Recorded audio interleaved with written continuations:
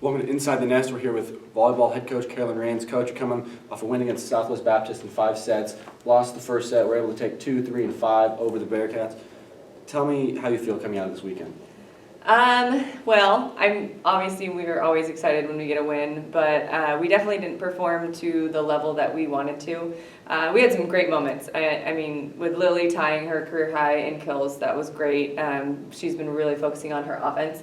But there's just some moments where we felt like we let that pressure get into our heads, especially once we get into that 5th set. So we're really looking forward to taking a break from the conference.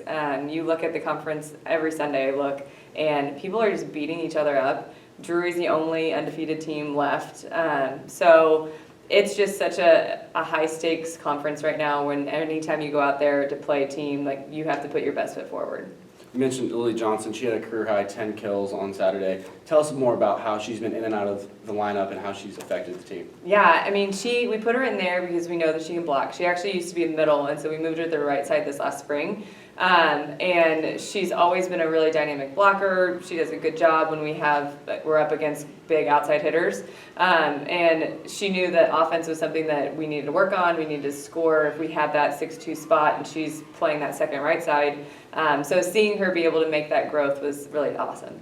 We've talked a lot about Elizabeth Quinn. We know she can block. Had 13 last week against Rockhurst, number 12 ranked. She had 16 kills on the weekend. Tell us about her offensively. Yeah, that was awesome. I mean, I literally looked at my setters, and this is twice this year that this has happened, where I tell my setters, like, literally you can set this position over and over and over again, and they're going to get kills. Early in the season, it was on the outside.